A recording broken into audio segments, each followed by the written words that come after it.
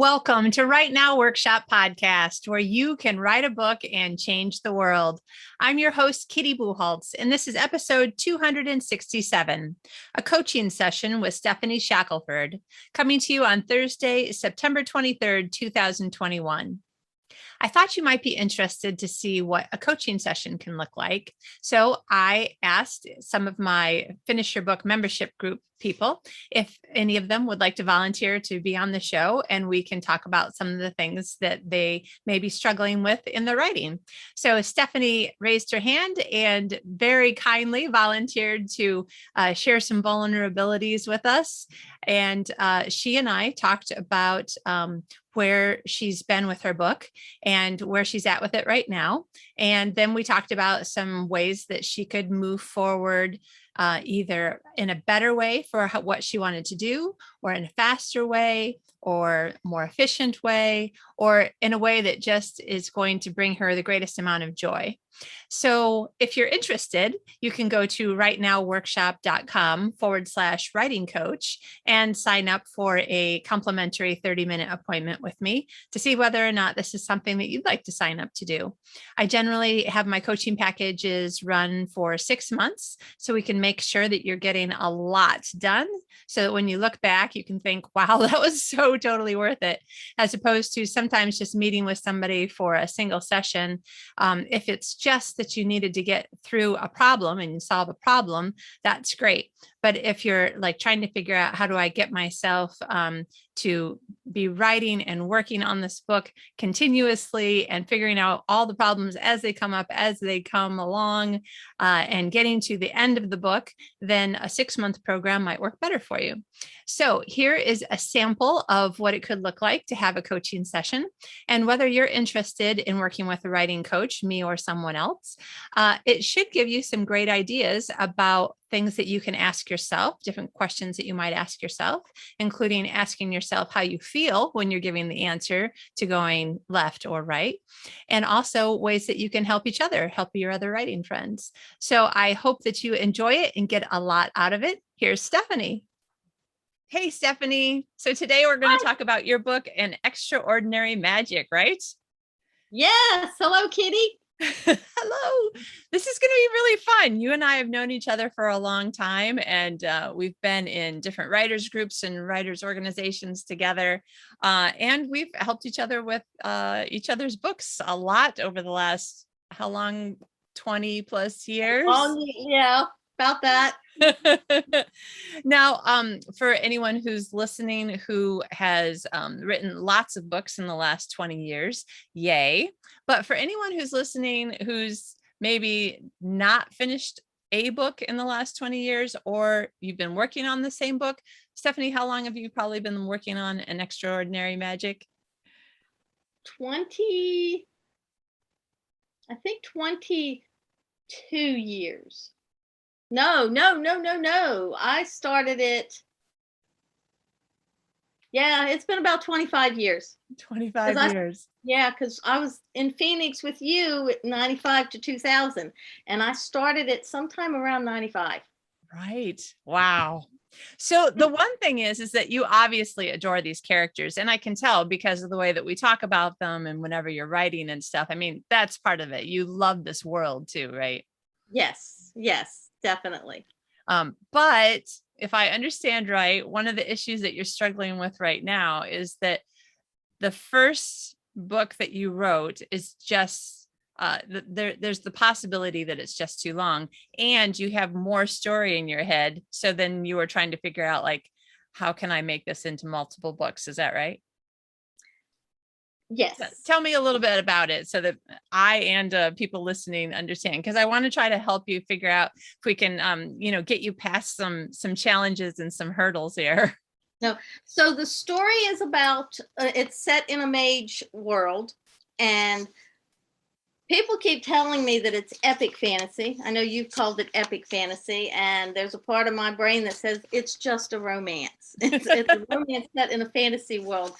But in reality, when I looked up what epic fantasy is, part of the definition of that is that the world is, whatever happens in the story affects the entire world. It's not just a story. And that's the case in this world.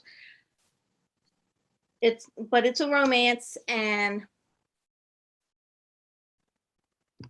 I've lost my train of thought, Kitty. Yeah. And it's not just about Ensorcio and Mysterion. It's right. It's not just about Ensorcio and Mysterion, who are the two main romantic characters. It's about the fact that the world is in danger because of the way magic is being done. And Ensorcio is discovering some of that, and Mysterion's father is actively working against that. He's actually one of the main forces behind what's going on in the world that is destroying magic. right. And so I've written this story that incorporates that, and it's in this fantasy world, as well as it's a story of relationships and Yeah, and not just between Ensorcio and Mysterion, but between her and her father, between her father and mother, right? I mean, you've got a lot of really interesting characters, and all of them, and this is what I understand to be part of the challenge that you're having. Pretty much all of these players they are a part of the story. If you took one of them out, you would have a problem with the story, right? Yes, and they all have layers, which all the layers don't have to be shown in the first book, but they have to be introduced. Yeah. And so that's it's made the story longer than conventional wisdom says it should be. Right. And so I'm trying to decide how to break it up, or if to break it up, and how to finish it. Right. Okay. Now, we've talked about the book at different times. It's been different word links, and generally we speak in word links. So is it, I'm trying to remember, is it around 200,000 words right now? It's 212,000, I think. So, okay, a little longer than I thought it was too. So these are the things that we know. In traditional publishing, unless you've already made a big name for yourself, that's too long, even for fantasy. In indie publishing, I do know people publishing books that length, but what you were saying was, but has anyone ever published their first book at that length? Like, how can you get a reader to be interested enough and courageous enough to buy the first book in a series? It's 200,000 words, right? Right. But you've already talked about trying to break up your story a little bit. And how did that go? I've been trying for a couple of months to figure out how to break it up. And part of how I'm trying to figure out how to break it up is to figure out the trajectory of the sequel also, so I know what goes in what. And I thought I had found a way that would break it up where it wouldn't actually, some things wouldn't be resolved, but it would be the next step.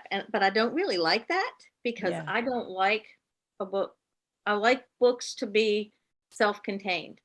I don't like the book to end with, well, okay, what happened?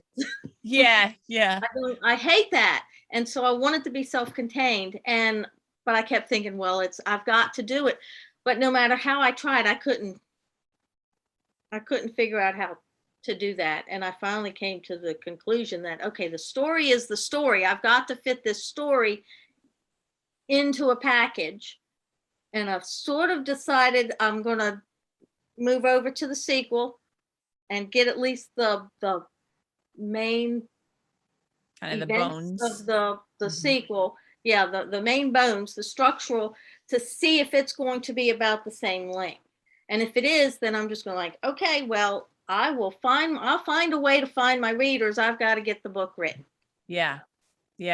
And that's the thing, is that there's a point at which, if you're happy writing and playing and just, being in this world, that's one of the most important things. But if you're going to be happier to have readers reading it than we need to Mhm. finish the book and get it out into the world, right?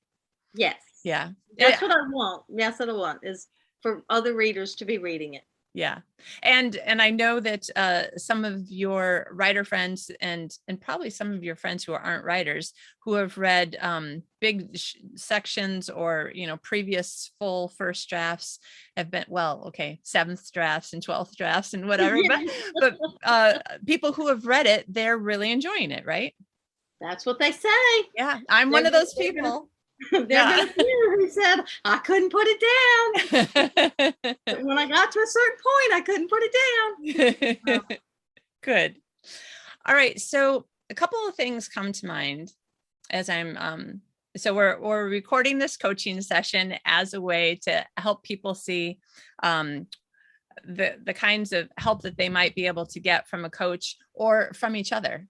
So you and I don't specifically have a coach and coachee, I guess, relationship, because we've been writers together and I don't know, not really critique partners, but we do occasionally read each other's stuff, and we do a ton of like brainstorming and plot storming together, and have for apparently 25 years. I can't believe it's been that long. Yeah, yep, it's been that long. So here's some of the thoughts that come to mind.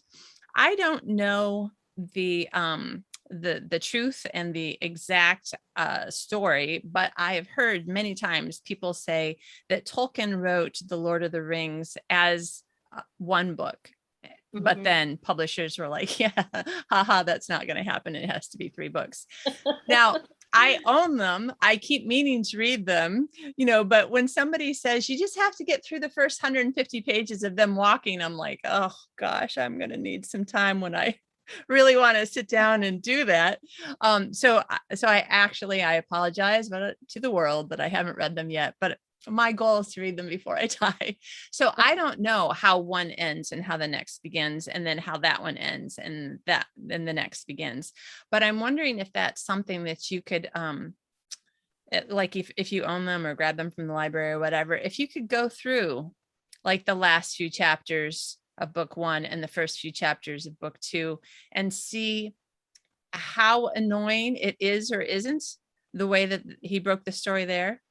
And then again from book 2 to 3. I actually thought of that when Okay. I started thinking about where I could break mine up. I actually read them when I was pregnant with my children. I read one when I was pregnant with one, and another when I was pregnant with the other. It was weird, but I got through I think I got through the third one sometime after my third child was born. Honey, we need to have another baby. There's another book in the series. There was something about I'd pick it up and take it with me to the doctor's office. Yeah. I mean, and then of course I'd read it other times too, but that's what I just needed, something to read at the doctor's office, and I've been wanting to read this. So it's been 30 years.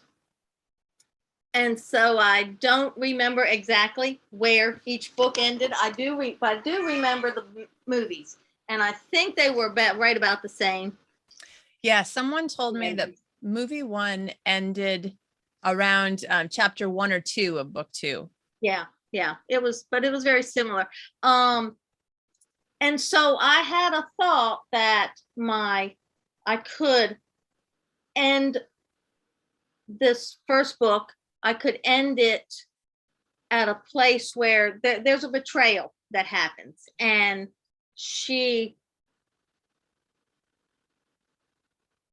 there's a point where that's like in the book that I've got written, it's like at the 3/4 point.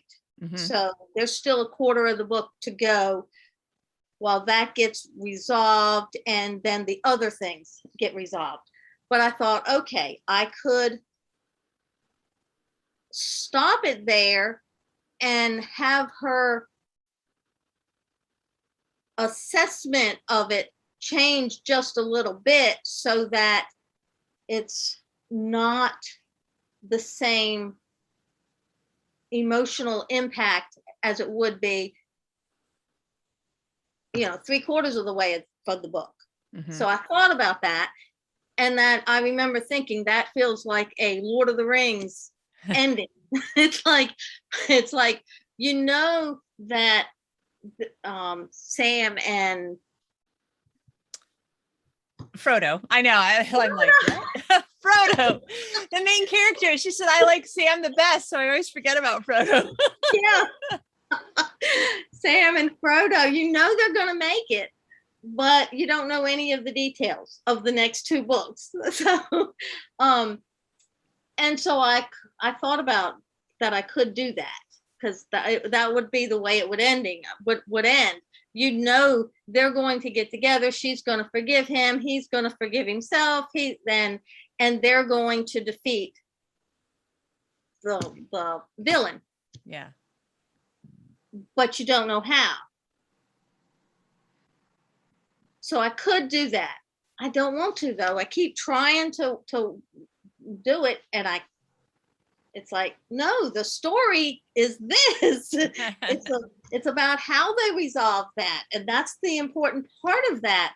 But I can't just start there and write that story because there's all this beginning stuff. So okay, so keeping in mind that you've got two major stories. You've got the relationship story, and you've got the how all of these things come together to affect the world story. So the relationship story, because if it were a romance period, so I don't want to say just a romance, but a romance with no other storyline, then it is 100% about the relationship.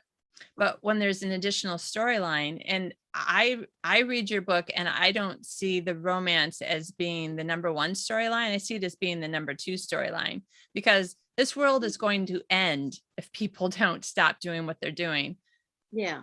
I mean, everyone is going to die in some horrific way or whatever. I don't remember exactly. Well, magic will no longer be able to be done is basically how it's going to end. But yes. I remember there's some storms, and the storms can kill people, right? Yeah. Okay, that's the part I remember. I knew that there was death in there somewhere. Yes.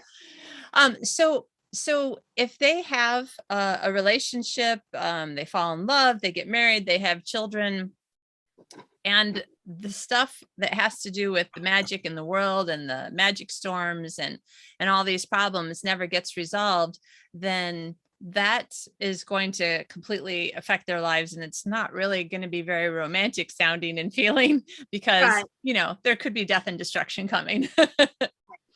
But when you look at and this, I don't want to tell you what to do or what to think, but I'm trying to help you to see other ways of looking at things. So if you look at the romance storyline as the secondary and the primary storyline as all of these other relationships and the motivations and goals and the conflicts that are happening between these other people that are creating conflict that is completely changing their actual world that they live in, I think that most people maybe would agree that that is a bigger story and a bigger conflict than, will she love him and will he love her?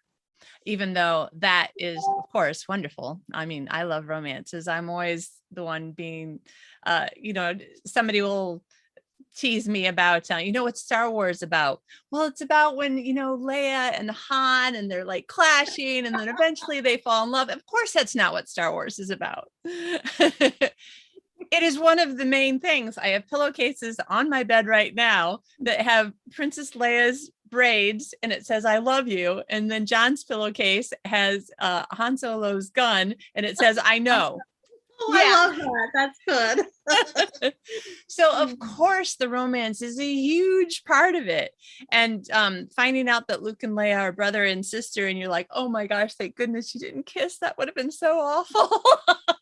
You're like, these are big moments, and it's a big storyline. And in fact, their relationship continues into, the other movies, regardless of what you think about it. The relationship does continue. Yeah. It's very, very interesting to me when I see that as they got older and they had a child, and then things that you would think would be all the right things to do for their child. And then the child turns into the next evil and you're like, what? And then, they separate and you're like, oh my gosh. So there's still this relationship going through multiple, let's just say that they were books. It'd be going through the multiple books. So definitely it is something that you could successfully do. But it would require you looking at your story. You'd have to change how you looked at your story in order to be able to feel like ending it here or here, wouldn't really change the story.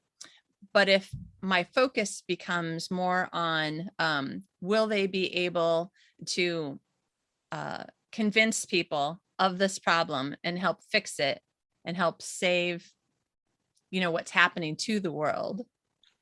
If that is the big storyline, and the second storyline is the two of them also falling in love, then so long as we've gotten some closure on the big storyline by the end of book one, at least enough closure to call it, like when you think of TV seasons, what is the name of the show that we just binge watched? It's also fantasy and it has bone, Shadow and Bone. Have you seen that on Netflix? I have not seen it. Yeah. Is it good? I have to admit that as much as I was afraid that it would be a little too like teen angsty sort of thing, I really, really enjoyed it. And John watched the whole thing all the way through with me too, because there's lots of magic and lots of, there's some evil, of course, and then people who are trying to just like survive, and the different ways that they're doing that. And then the people who are fighting evil, it's some of them, it's not necessarily because they're the good guys. It's just because that this is how they need to get, their goals accomplished. But at the end of the first season, they haven't completely banished evil, but they've gotten to a point where they had a success, and you see that there is going to be more to the story. On the other hand, I read a first book in fantasy that I really liked all the way through. What I didn't like was really just the last 2 or 3 pages. And maybe that's something that we could work on, where it was the last 2 or 3 pages that made me feel like there really should be like more chapters in the book, as opposed to this is letting me know that there's going to be a new book. Like it was very frustrating to have been left in that way. Yeah. Not necessarily frustrating to have been left. Okay. So I wonder if that 3/4 mark where you were thinking, well, I think I might be able to, because so 3/4 of 200,000 words would give you 150,000 words. I would think that would be pretty reasonable for a fantasy of your kind of story. So it's something that muddies it more. What's that? That on one level, it's helpful. I need to rethink this and think of it as the world issues being the main story, and the romance being the second. But if I do that, it actually muddies it more because the world issues weren't resolved. The romance was somewhat resolved. Okay. At that 3/4 mark. But so where are we at with the world issues at the 3/4 mark? At the 3/4 mark. so or less. I mean, the rest of the bulk of the rest of the book is about resolving that. Okay. It needs to be about resolving that. A lot of it is about the relationship that what I have written now, but I need to write some more about how it gets resolved, or well, it doesn't really get resolved. It looks like it gets resolved. Yeah, I was just going to suggest that, because even in Lord of the Rings, we haven't resolved the biggest problem at the end of book one. We've gotten to a place where, and I have to be careful how I give this as an example, since I haven't read the books, I've only watched the movies, which is not the same. And I do understand that. But from a story perspective, what is, so kind of like when you go on a trip, if I'm going to, oh, for heaven's sakes, if I were to go to visit you from where I live now, it would have been a different conversation if I was in California or in the state, if we still lived in the same city and state.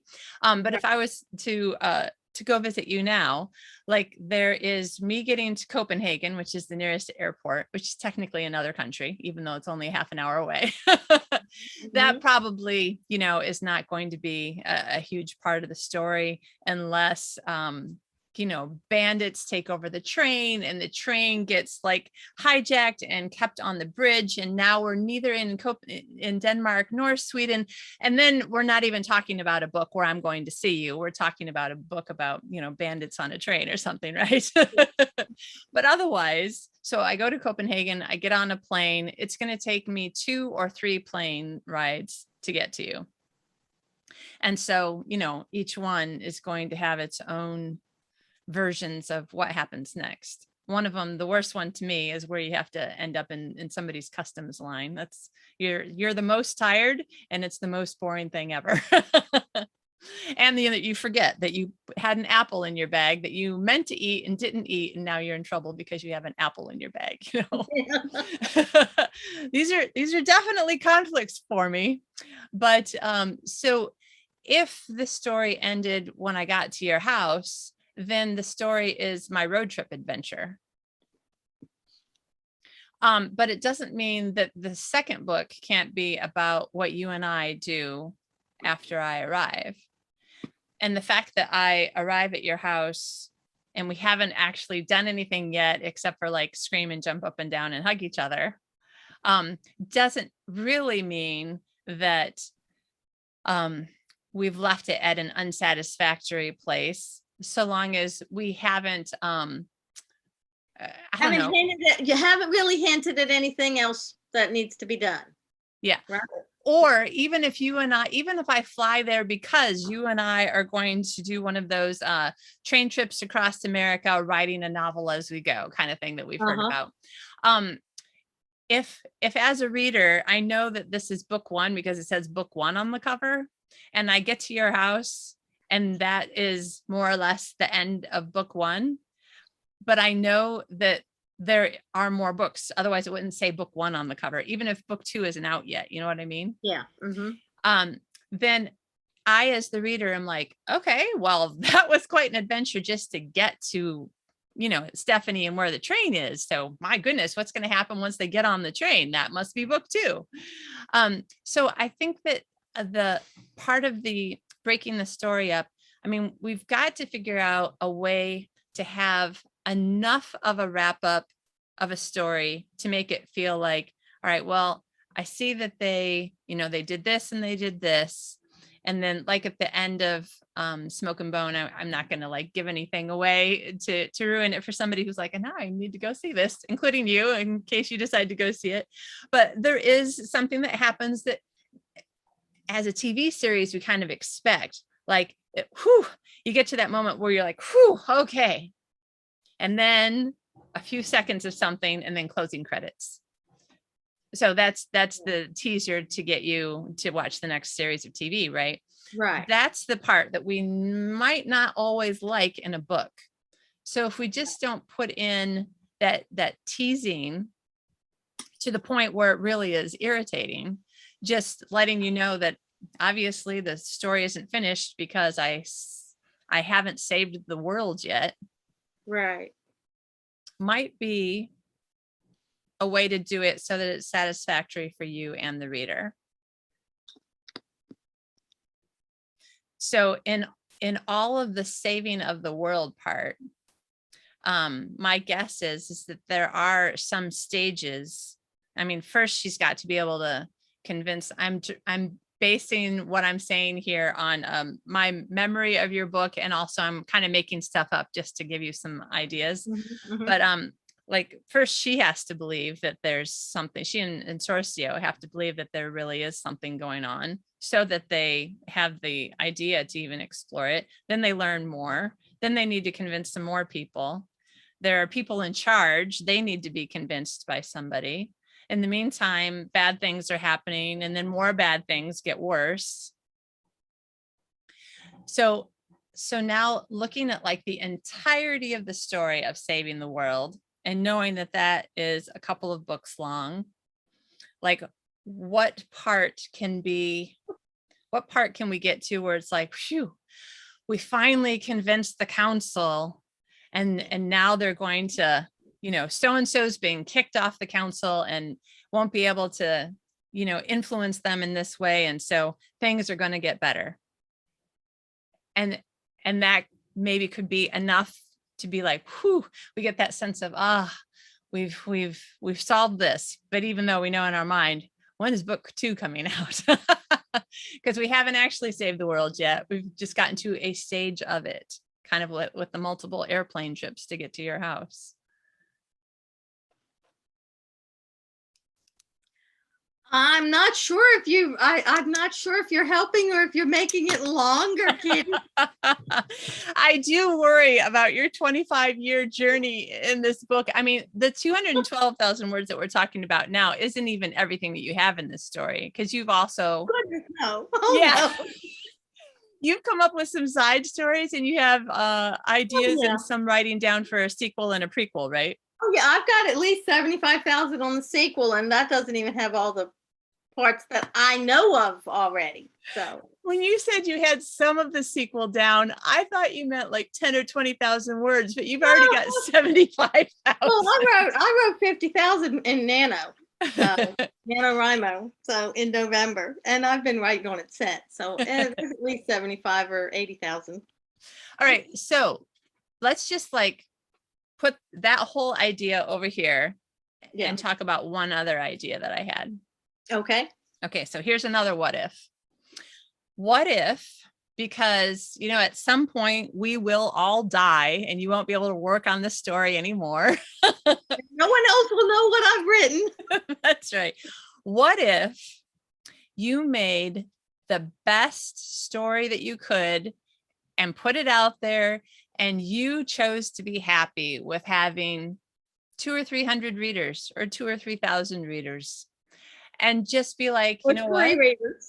Yeah. Or, I know you're going to have at least 20 readers, because at least 20 of your friends are like, okay, when are you actually going to finish 20? Might even have 100. I think about 100 friends would buy my book. Yeah. Yeah, absolutely.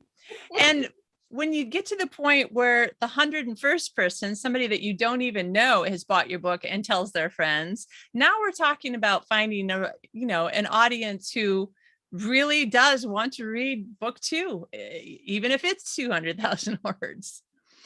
So if you looked at, I'm going to tell a story that I want to tell, and I'm going to publish it myself, and I'm going to find the readers, and I'm going to be happy to have put my book out the way that I want, even if it has, possibly, because you don't know, but that one of the challenges is that you may not get as many readers.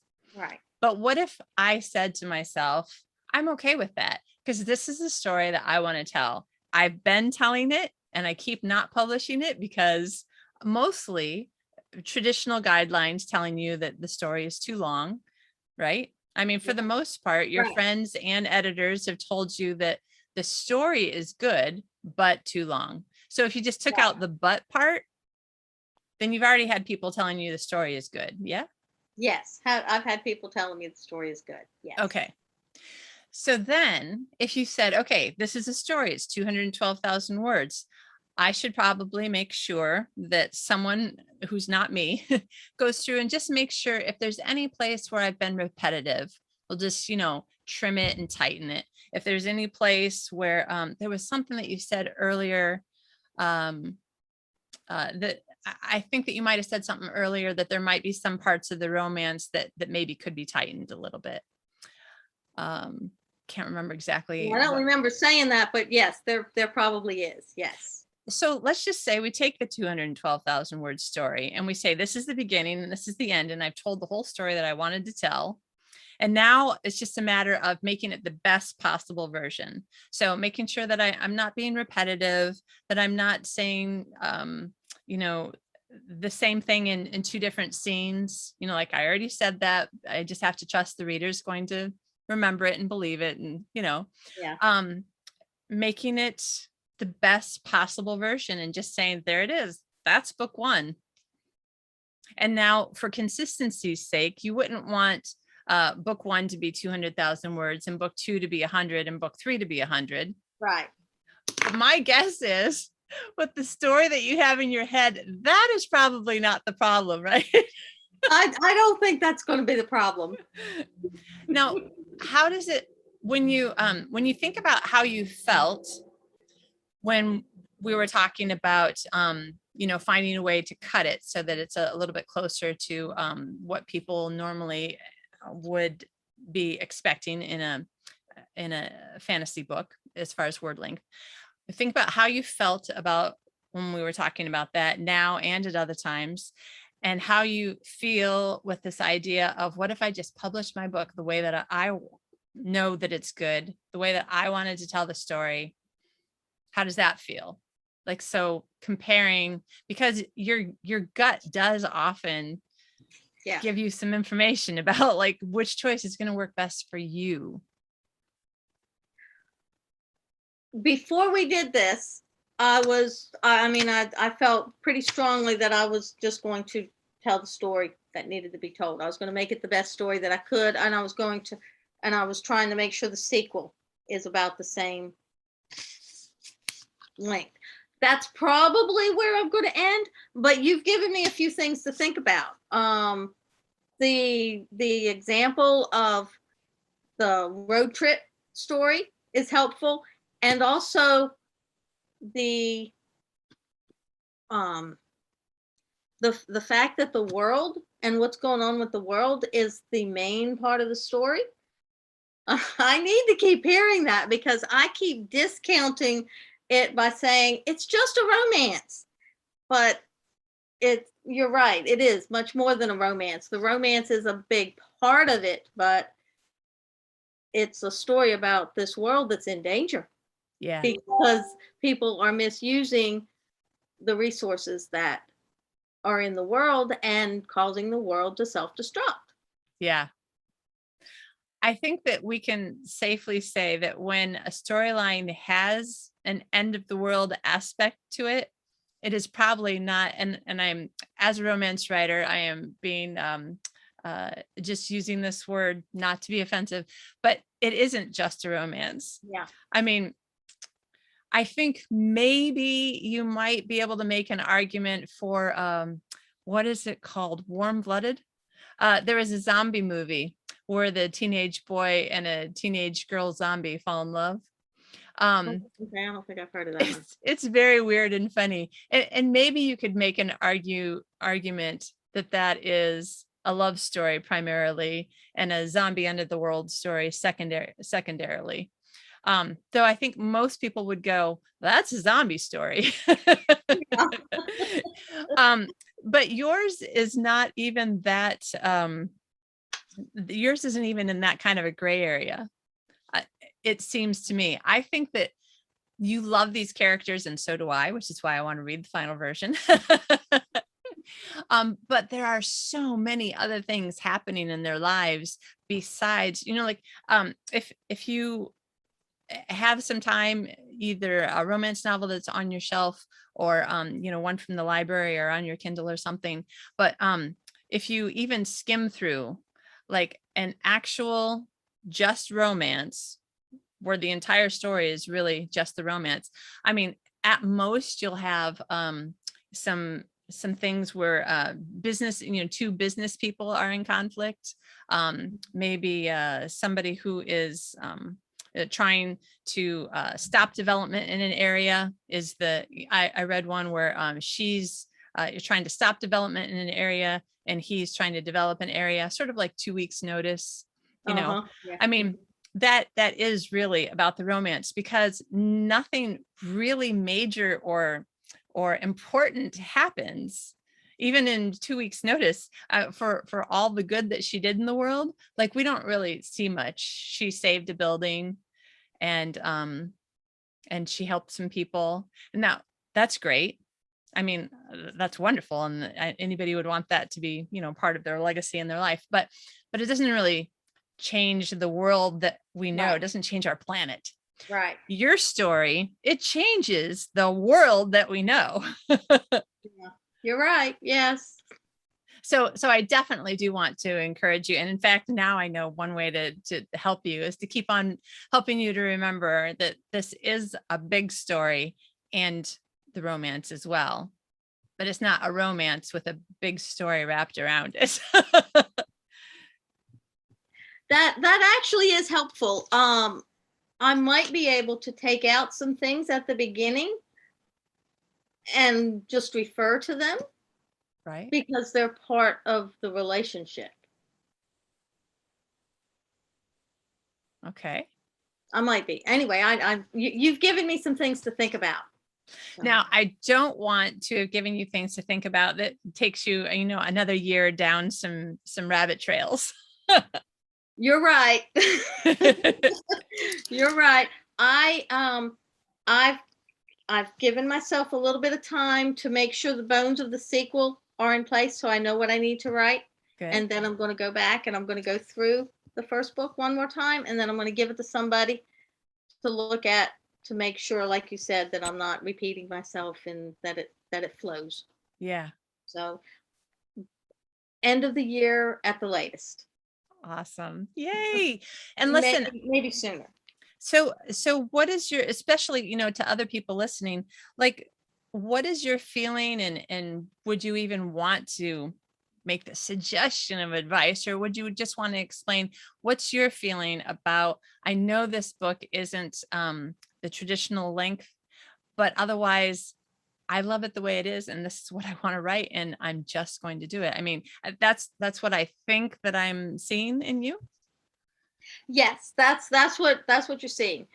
The advice I would give people would be to not jump into that quickly, because there's the tendency to, well, I've written it, it's a wonderful story, therefore I'm going to try to publish it. There's that mentality. When you try to fit it into what's conventional, you start looking at it a little more critically.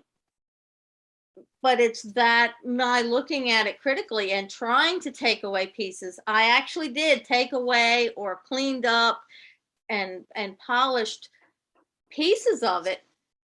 But when I kept trying to make it smaller, it's like, I can't take this out. This is crucial. I can't combine these two events because they have to build on each other, but it took a lot of work. And so the advice I would say is not jump to that point too quickly. And for people who have been working on the same story like you for over a decade, what are your thoughts, now that you've gone through all this, on how to get past and get to the end? Do remember that you only have today that you're sure of. Well, and even you're not even sure of the rest of the day, but you don't know what's going to be in the future. You may live 50 more years, or you may live 5 days. So write it and get it published soon. Finish it.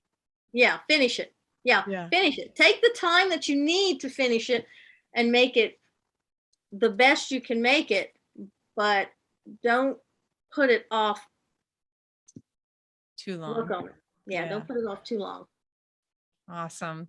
Listen, I have no idea, when I talk to people, how much I'm really helping, or when I'm going to like throw them off track a little bit. It's one of the things that that I guess any human being is going to be in that position for any kind of advice or help or teaching or anything else that people give. But I know that you, in your deepest part of you, knows what to do with your story. So I just want to encourage you don't be nervous. Definitely don't be afraid. You have a gift of storytelling, and the story is so interesting. People have already told you that they really like it. They want to read the whole thing. And I love that you have decided you are going to finish it and you're going to make it the best story that you can, but it's going to come out on a day when you stop working on it. I'm very, very excited and happy for you that you've made that decision. Thank you. And it is because of you that I've reached this point. Oh, I appreciate that. You may think you're not helping people or not sure you're helping, but you are very encouraging. Just the way you listen to people, the way you hear what they say. And I know the things that you've said to me have helped me to believe in myself in ways that I always found difficult. Thank you. I wish I could hug you right now through the I screen. know, I do too. Well, thanks for also being so willing to be to put yourself out there, and I really do believe that us going through this kind of coaching process is going to help the people listening. There's going to be some people who are like, you know what, I think that's what I needed to hear today. So thank you for being vulnerable in that way, and helping other people too. You're welcome. Thank you.